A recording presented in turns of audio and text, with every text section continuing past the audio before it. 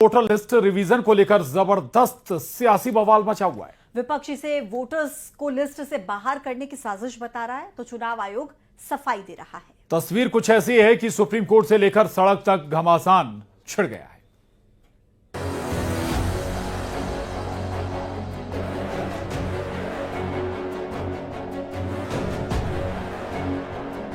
मतदाता पुनरीक्षण को लेकर बिहार में सियासी पारा हाई। तेजस्वी यादव के साथ साथ महागठबंधन के सभी दलों ने मतदाता पुनरीक्षण को लेकर चुनाव आयोग पर कई आरोप लगाए हैं। अब 9 जुलाई को विपक्ष आंदोलन की तैयारी में है कि विपक्ष के सवाल को, जनता के सवाल को आकर एक बार भी अगर प्रेस कॉन्फ्रेंस करके सारी बात को स्पष्ट कर देते, क्लियर कर देते, कोई कंफ्यूजन नहीं रहता। ये राहुल गांधी जी 9 तारीख को पटना में वो भी इस चक्का जाम के अवसर पर उपस्थित रहेंगे। वोटर लिस्ट सत्यापन विवाद के मामले में विपक्ष के आरोप पर निर्वाचन आयोग का जवाब भी आया है। चुनाव आयोग ने तेजस्वी यादव को जवाब दिया है। ईसी ने कहा है कि SIR संबंधी आदेशों में कोई परिवर्तन नहीं होगा। काउंटिंग फॉर्म भरकर जमा करने की शर्त बरकरार है। 1 अगस्त 2025 को वोटर्स लिस्ट प्रकाशित होगी। बिहार के सभी वर्तमान मतदाताओं को फॉर्म बांटे गए हैं। जो लोग यात्रा कर रहे हैं वो ऑनलाइन फॉर्म भर सकते हैं। वहीं तेजस्वी यादव के आरोपों पर बीजेपी का कहना है कि आरजेडी अभी से हार का बहाना खोज रही है। महाराष्ट्र और हरियाणा हारने पर राहुल गांधी ने बहाना इलेक्शन कमीशन ले लिया, इसलिए राजद पहले से भूमिका बना रही है कि जब बिहार में एनडीए 200 सीट जीतेगा तब किसको बहाना दिया जाए, ठीकरा किस पर फोड़ा जाए, तो वो इलेक्शन कमीशन को बहाना बना रहे हैं। असदुद्दीन ओवैसी ने भी बिहार में मतदाता सूची के स्पेशल इंटेंसिव रिवीजन पर सवाल उठाए हैं। ओवैसी का कहना है कि वो SIR के खिलाफ नहीं है, लेकिन लोगों को सही से वक्त तो मिलना चाहिए। आप इतने कम टाइम में एक्सरसाइज कैसे कर पाएंगे? बहुत टाइम कम है। SIR में भाई जो लोग जो अपना एड्रेस चेंज कर लिए उनको क्यों आप पूछ रहे हैं बर्थ सर्टिफिकेट? माइग्रेशन होता है, अब क्या करेंगे वो लोग? बिहार में मतदाता सत्यापन का मामला अब सुप्रीम कोर्ट पहुंच गया है। सुप्रीम कोर्ट ने चुनाव आयोग को भी नोटिस जारी किया है। इस मामले में सुप्रीम कोर्ट में अब तक 5 याचिका दायर की गई हैं। 10 जुलाई को सभी याचिका पर एक साथ सुनवाई होगी। Bureau report, news 18, Uttar Pradesh, Uttarakhand. BJP के सांसद निशिकांत दुबे ने कांग्रेस पर बड़ा हमला बोला है।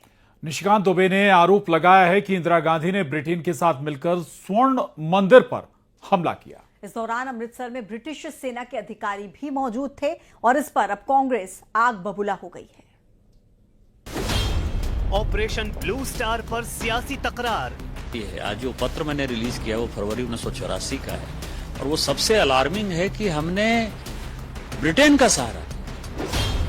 निशिकांत के सवाल, मचा सियासी भूचाल। निशिकांत दुबे जी जैसे लोगों का इलाज वहां के चिकित्सालय में हो ज्यादा बेहतर है। बीजेपी सांसद निशिकांत दुबे ने एक बार फिर कांग्रेस पर बड़ा हमला बोला है। इस बार निशाना साधा है 1984 के operation blue star, Kartarpur Sahib corridor और सिंधु जल संधि के जरिए। निशिकांत दुबे ने आरोप लगाया कि 1984 में स्वर्ण मंदिर पर हमला इंदिरा गांधी ने ब्रिटेन के साथ मिलकर किया था। ब्रिटिश अफसर उस समय अमृतसर में मौजूद थे। साथ ही उन्होंने कांग्रेस के लिए सिख समुदाय को महज एक खिलौना बताया। सिखों का जो सबसे पवित्र स्थान है स्वर्ण मंदिर, उसमें आपको पता है कि भिंडरावाला ने कब्जा कर लिया था।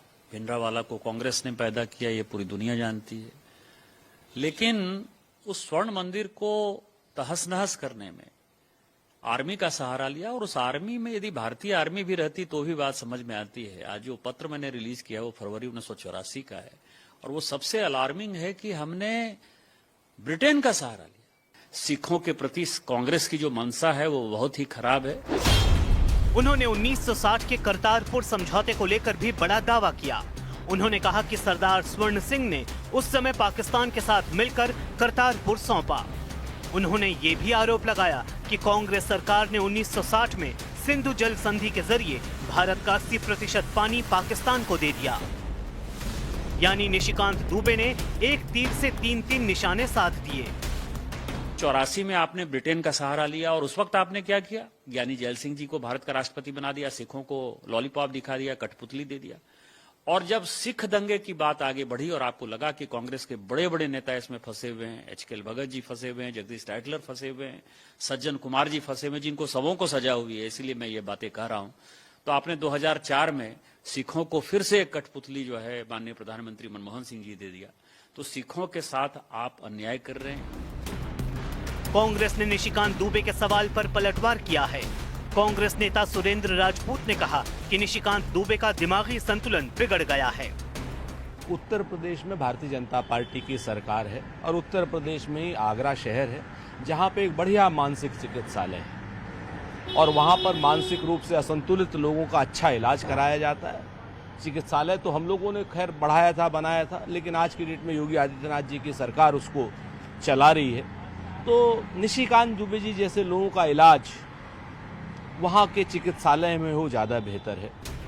निशिकांत दुबे ने एक बार फिर इतिहास में दबे सच को कांग्रेस के खिलाफ मारक हथियार बनाया है। देखना है कि कांग्रेस इस दांव की काट कैसे करती है। और यूपी में बलरामपुर के जमालुद्दीन उर्फ छांगोर बाबा के मामले में हर रोज नए खुलासे हो रहे हैं। 100 करोड़ के इस फकीर की कहानी जांच एजेंसियों को हैरान कर रही है। बाबा के गैंग पर 100 करोड़ से ज्यादा के विदेशी लेन देन, हवाला और मनी लॉन्ड्रिंग के आरोप हैं। ईडी ने जांच शुरू कर दी है और अब बाबा की प्रॉपर्टी, बैंक अकाउंट्स और नेटवर्क की गहराई से पड़ताल शुरू कर दी गई है। ईडी के रडार पर जलालुद्दीन की प्रॉपर्टी, 100 करोड़ से ज्यादा की विदेशी फंडिंग। क्या है छांगुर बाबा के नेटवर्क की कहानी? जलालुद्दीन उर्फ छांगुर बाबा की गिरफ्तारी के बाद से पुलिस एक एक किरदार की तलाश में जुटी है, लेकिन उससे पहले इस अवैध धर्मांतरण के सनसनीखेज मामले में प्रवर्तन निदेशालय की छाया भी पड़ चुकी है, क्योंकि सबूत बता रहे हैं कि जलालुद्दीन जिस नेटवर्क को ऑपरेट कर रहा था, उस नेटवर्क में 100 करोड़ से ज्यादा की विदेशी फंडिंग की खबर है। आरोप है कि फर्जी दस्तावेजों के जरिए 40 से ज्यादा संस्थाएं बनाई गई। उन्हीं संस्थाओं के नाम पर 40 बैंक अकाउंट से विदेशी फंडिंग का खेल किया गया।